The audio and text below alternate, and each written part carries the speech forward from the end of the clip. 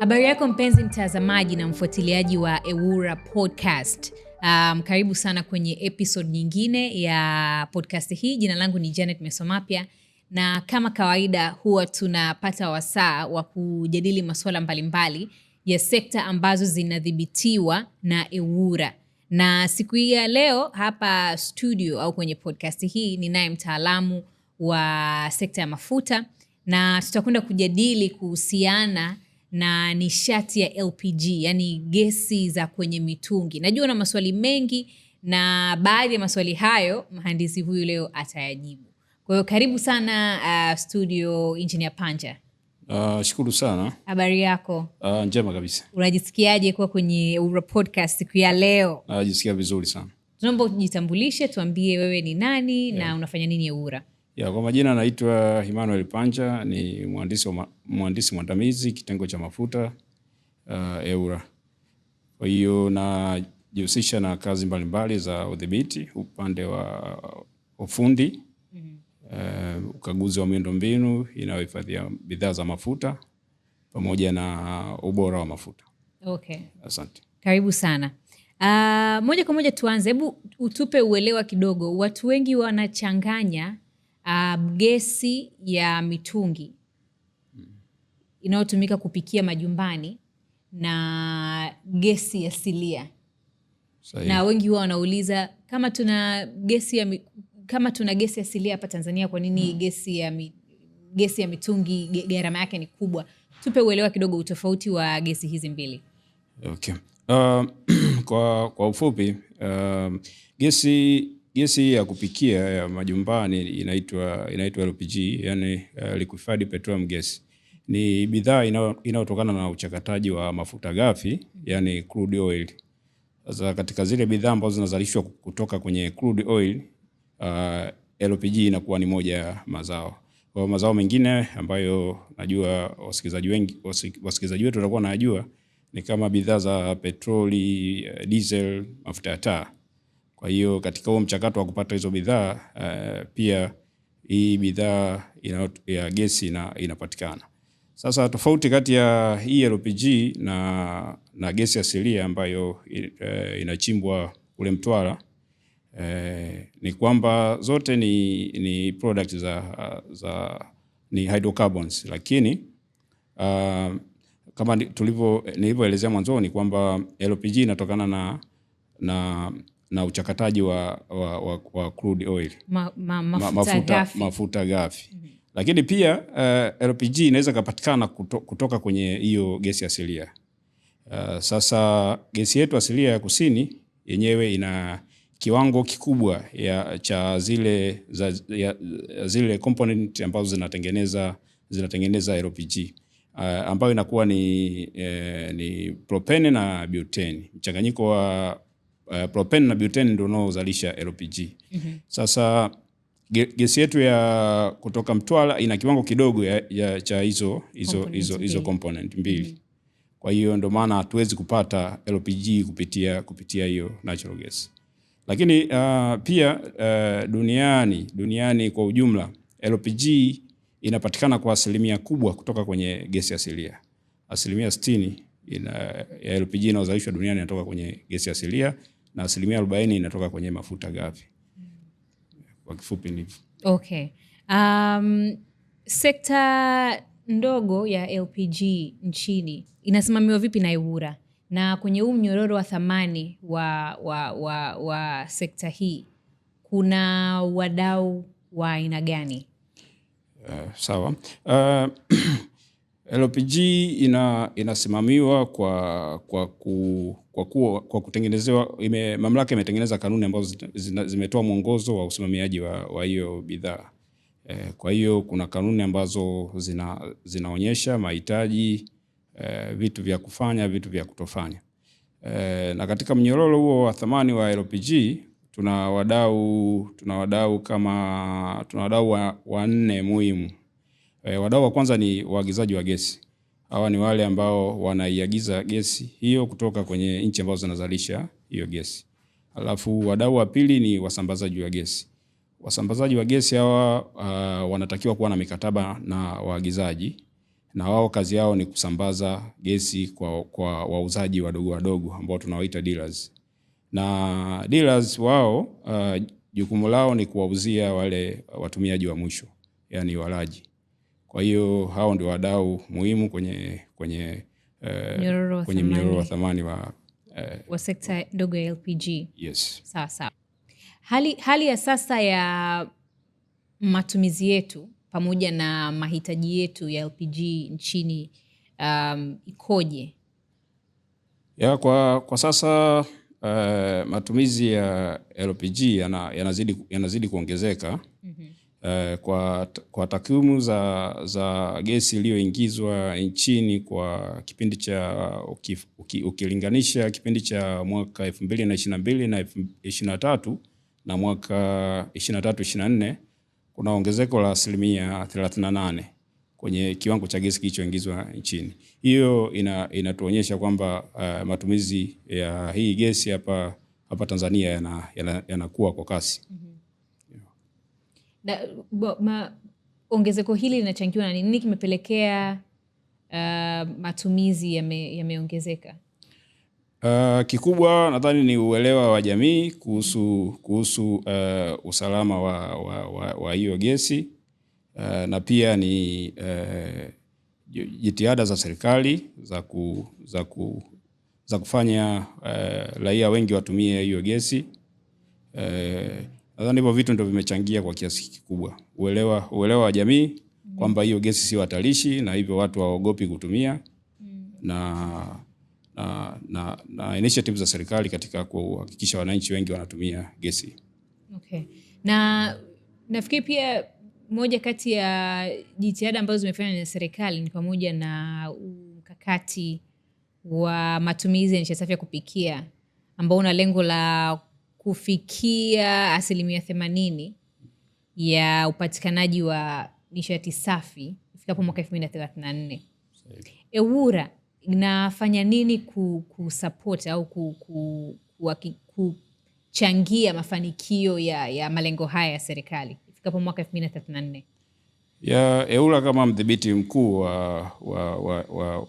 wa hii sekta inachokifanya ni kuhakikisha kwamba inaweka mazingira yanayovutia kwa wawekezaji katika ujenzi wa miundombinu na pia kuweka taratibu ambazo zinafanya biashara ikawa fair kwa kila anayeingia, na pia ni kujenga uelewa kwa raia kuhusu usalama wa matumizi ya hii bidhaa. Kwa hiyo kwa kufanya hayo, EWURA inakuwa inasaidia serikali katika mpango. Mtu akiwa anataka kuanza biashara, ameona kuna fursa ya kuanza biashara ya kusambaza au yoyote ile kwenye mnyororo wa thamani wa LPG, anatakiwa kufuata utaratibu gani na anahitaji vitu gani ili kuanza? Nashukuru. Katika mnyororo wa thamani wa hii gesi ya LPG, EWURA inatoa leseni za aina mbili. Leseni kwa waagizaji na leseni kwa wasambazaji. Sasa kuna mahitaji kwa ajili ya waagizaji ambayo ni makampuni yanayoagiza gesi kutoka nje ya nchi. Mahitaji yake, mwombaji anatakiwa asajili kampuni, awe na TIN ambayo inasema ni namba ya mlipa kodi. Alafu pia anatakiwa aombe kutoka EWURA kibali cha kutumia rangi ambayo anaona itamfaa kwenye mitungi yake. Na pia anatakiwa kuwa na miundombinu ya kuhifadhia gesi. Na kwa wale ambao hatakuwa hawana miundombinu ya kuhifadhia gesi, wanatakiwa kuwa na mkataba na yule mwenye miundombinu ya kuhifadhia gesi ambao tunaita ni hospitality agreement. Kwamba umeimport gesi lakini una sehemu ya kuhifadhia, wewe unaenda kuhifadhi kwa kampuni ambayo inakuwa na hiyo miundombinu.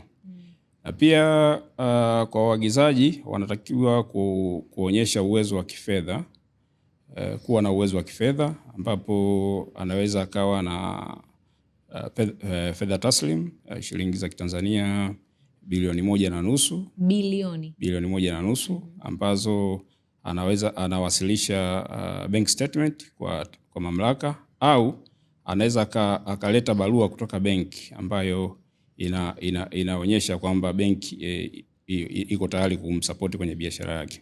Pia anatakiwa kuwa na wataalamu wafanyakazi ambao wana uzoefu. Kwa hiyo kwa mamlaka anawasilisha CV za watu wawili. Kwa hiyo hayo ni mahitaji kwa wale waagizaji wa gesi. Okay. Kwa wasambazaji wa gesi, wao wanatakiwa kuwa na mkataba na kampuni inayoagiza gesi. Alafu pia wanatakiwa kuwa na sehemu ya kuhifadhia gesi ambayo itakuwa imekidhi vile vigezo vya usalama ambavyo mamlaka inakuwa imeainisha. Alafu pia anatakiwa kuwa na list ya wateja wasambazaji wake, yani wale dila wadogo wadogo. Alafu pia anatakiwa kuwa na CV at least ya watu wawili ambao wana uzoefu kwenye hiyo biashara.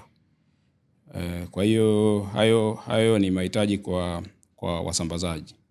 Na kama nilivyosema ni kwamba leseni zinatolewa kwa hao wawili tu, waagizaji na wasambazaji wa gesi. Wale wauzaji wa rejareja au maduka madogo ambao tunawaita dealers, wao wanakuwa na mikataba na wasambazaji. Kwa hiyo na kanuni za usimamizi wa biashara ya gesi zinawataka wasambazaji wawe wasimamizi wa kutoa support ya kiufundi kwa wale dealers. Kwa hiyo kifupi ni hivyo. Wakisha kuwa na hivi vitu vyote wanafanyaje sasa? Wanaombaje leseni kutoka EWURA? Leseni zinaombwa kwa mtandao. Kwa hiyo unaingia website ya EWURA ambapo utatafuta zile online services, na inayotumika hapo inaitwa LOIS, Licensing and Order Information System. Kwa hiyo ukiingia pale, hatua ya kwanza utajisajili. Baada ya kujisajili na kupata zile credentials za kuingilia kwenye mfumo, ndipo utachagua aina ya leseni unayoomba, na pia huko ndani utawasilisha hizo nyaraka zote zinazotakiwa. Na inachukua muda gani mpaka mtu kwa amepata leseni yake baada ya kuwasilisha maombi yake? Kama umewasilisha dokumenti zote zinazotakiwa, leseni inatoka ndani ya siku 40. Okay, hiyo ni siku 40 za kazi. Siku 40 za kazi. Okay, sawa. Kumekuwa kuna maoni kutoka kwa watumiaji wa LPG. Wengi, moja kati ya changamoto ambao wanakumbana nayo hususan vijijini ni kwamba anaweza akapata mtungi kwa mara ya kwanza, lakini kwenda kujaza tena gharama yake inachukuliwa kwamba ni kubwa kidogo.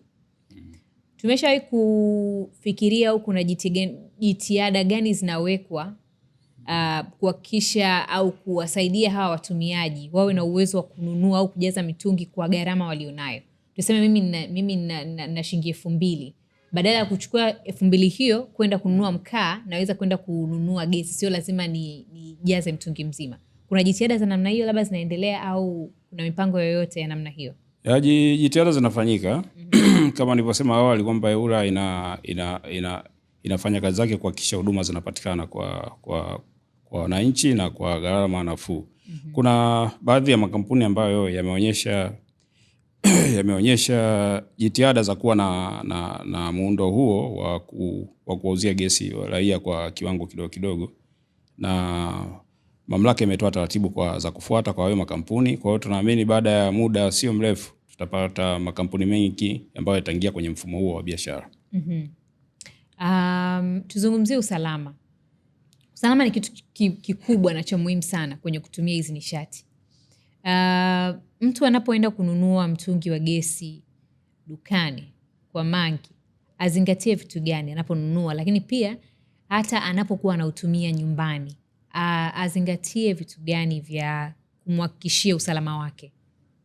Okay, kwanza kabisa vitu vya kuzingatia ni kuhakikisha kwamba mtungi unakuwa na rakili. Rakili ni siri ambayo inafungwa kwenye mtungi. Kwa hiyo inathibitisha kwamba huo mtungi umejazwa kutoka kwenye sehemu ambayo ni iliyoidhinishwa na mamlaka. Na pia kingine wanachotakiwa kufanya ni kupima ujazo wa mtungi wake, kwa sababu kila mtungi umepewa ujazo wa gesi uliopo. Kwa hiyo hivyo vitu viwili mtumiaji akivihakikisha vinampunguzia riski ya kwenda kupata mlipuko au majanga mengine yoyote. Lakini pia wakati wa usafirishaji tunashauri kwamba mtungi usafirishwe ukiwa wima. Usafirishwe ukiwa wima kwa sababu kile kinachojazwa ndani ya mtungi kinakuwa katika hali ya kimiminika, na kama ni katika hali ya kimiminika kikilazwa, kuna uwezekano kikasogea mpaka kwenye valve. Sasa na valve za mitungi yetu unasema valve ni pale ambapo gesi yenyewe inapotokea, ni kama kitu kimewekwa kuzuia gesi isitoke mpaka iruhusiwe kutoka. Kwa hiyo ni kitu kidhibiti gesi ambacho kiko pale. Sasa kidhibiti gesi chenyewe kimetengenezwa ili kuweza kuzuia gesi. Sasa kikienda kimiminika inakuwa ni ngumu, na kuna uwezekano mkubwa hicho kidhibiti gesi kuharibika. Kwa hiyo sasa tunachowashauri watumiaji ni kuhakikisha mtungi unasafirishwa ukiwa uko wima. Wakati wa kutumia mtungi uwekwe nje, sehemu ambako hewa inapita, kwa sababu mtungi ukivuja ukiwa ndani na kusipokuwa na hewa ya kutosha ya kufanya hiyo gesi iweze kutoka nje, inakuwa ni rahisi sana kwa moto kutokea. Kwa hiyo tunashauri mtungi uhifadhiwe nje. Na ili kuleta usalama kwa watumiaji, gesi imewekewa harufu ambayo inatenganisha na harufu nyingine. Yenyewe ni harufu mbaya, na ukisikia tunaweza kuhisi kwamba kuna kitu ambacho sicho sawa. Kiko sawa. Sasa ikitokea hali kama hiyo, tunachoshauri ni kwamba mtumiaji anatakiwa autoe mtungi ndani, asiwashe kitu chochote, hasa switch za umeme au washa simu, kiberiti. Yani anachoshauriwa kitu cha kwanza ni kubeba mtungi na kuweka sehemu ambayo ni ya wazi. Hatua ya pili ndio vitu vingine vikaendelea. Kwa nadhani hizo ni hatua za kiusalama ambazo watumiaji wetu wakizifuata zinaweza kuwasaidia kwenye kuhakikisha kwamba wako salama na matumizi ya gesi. Okay. Na kwa wafanyabiashara, EWURA inamtaka mfanyabiashara awe na vitu gani au afanye vitu gani kuhakikisha usalama? Kwa wale ambao tunawapa leseni, leseni zinakuwa yani kuna vigezo ambavyo mfanyabiashara anatakiwa kuvikidhi ili aweze kupewa leseni. Katika vigezo hivyo vingi ni vinahusiana na mambo ya kiusalama. Kwa hiyo wakaguzi kutoka EWURA wanakagua kuhakikisha kwamba sehemu ambako gesi inahifadhiwa, sehemu ambako gesi inajazwa ni salama. Kwa hiyo kabla mhusika hajapewa leseni. Vivyo hivyo na kwa wasambazaji, sehemu ambazo wanahifadhia gesi huwa zinakaguliwa na mamlaka kabla hawajaruhusiwa. Kwa hiyo na inachojiridhisha mamlaka ni kuhakikisha kwamba hizo sehemu za kuhifadhia zinakuwa ni salama kwa uhifadhi wa gesi. Kwa hiyo kuna vigezo ambavyo ili upewe leseni lazima uvitimize. Ndio.